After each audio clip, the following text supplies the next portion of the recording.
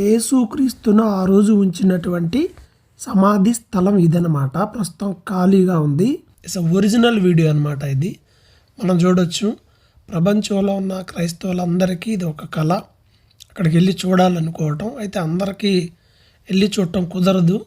కాబట్టి ఈ వీడియో మీకోసం పంపిస్తా ఉన్నాను. సో ఇదిగోండి, మనకు కొంచెం దూరంలో కనిపిస్తుంది. ఈ వేలో నుంచి ఇలా నడుచుకుంటూ కిందకి వెళ్ళాలి. ఇదే యేసుక్రీస్తు సమాధి. ఇక్కడ ఏ విధమైన రిస్ట్రిక్షన్స్ అంటూ ఏమీ లేవు. అందరూ చక్కగా వెళ్ళొచ్చు, చూసి రావచ్చు. ఇది బయట భాగం. లోపలికి వెళ్ళాలి. ఇక్కడ రాసింది యేసుక్రీస్తు దేవుని కుమారుడు, ఆయన పునరుద్ధానుడు అనే మాట. అలాగే ఆ గోడ మీద కూడా ఆ సమాధి దగ్గర రాయబడి ఉంటుంది. చూడొచ్చు, లోపలికి అందరు వెళ్తున్నారు, వస్తూ ఉన్నారు. ఇది ఎంట్రన్స్, గోడ ఎంట్రన్స్ అనమాట. నేటికి చెక్కు చెదరకుండా అలాగే ఉంది. ఒక విషయం గమనించాలి, ఇది అరిమత యోసేపు అనే ధనవంతుడు తన కోసం ఏర్పాటు చేసుకున్నాడు. కానీ యేసు చనిపోయిన తర్వాత పిలాతును అడిగి తన కోసం తాను ఏర్పాటు చేసుకునే సమాధిలో యేసుక్రీస్తును ఉంచడం జరిగింది.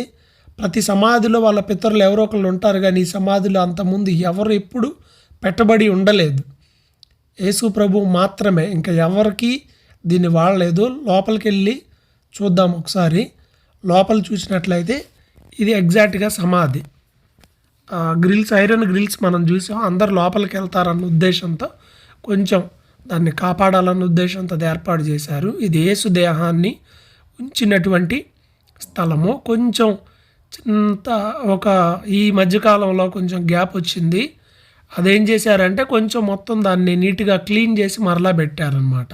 కొంతకాలం అందుకే క్లోజ్ చేశారు దాన్ని. తర్వాత మరలా అందరికీ ఓపెన్గానే పెట్టారు. ప్రపంచంలో ఎంతోమంది పుట్టారు, చనిపోయారు, కానీ యేసు ప్రభు పునరుద్ధానుడైన దేవుడు అనటానికి సజీవ సాక్ష్యం ఈ ఖాళీ సమాధి. అక్కడ ఒక మాట కూడా రాయబడి ఉంటుంది, ఆయన ఇక్కడ లేడు, ఆయన లేచి ఉన్నాడు అని. కాబట్టి ఇక్కడికి మనం వెళ్ళకపోవచ్చు, కానీ ఒక విషయం అయితే గుర్తుపెట్టుకోవాలి, తను నమ్మిన వారిని దేవుడు మరణం నుండి పునరుద్ధానంతో లేపబోతున్నాడు. నా యందు విశ్వాసం ఉంచువాడు చనిపోయినా బ్రతుకుతాడని ప్రభువు చెప్పిన మాట జ్ఞాపకం చేసుకోవాలి. ఒక దినం రాబోతుంది, ఆయన ఎలాగ మరణించి తిరిగి లేచాడో తన యందు విశ్వాసం నుంచి రక్షణ పొందిన వారందరినీ అలాగే దేవుడు తిరిగి లేపుతాడు, సమాధులు తెరుస్తాడు, ఆయనతో యుగయుగాలు ఉండడానికి తీసుకుపోబోతున్నాడు. ఇది ఆ రోజు సమాధి ఎంట్రన్స్లో వాళ్ళు పెట్టిన రాయి.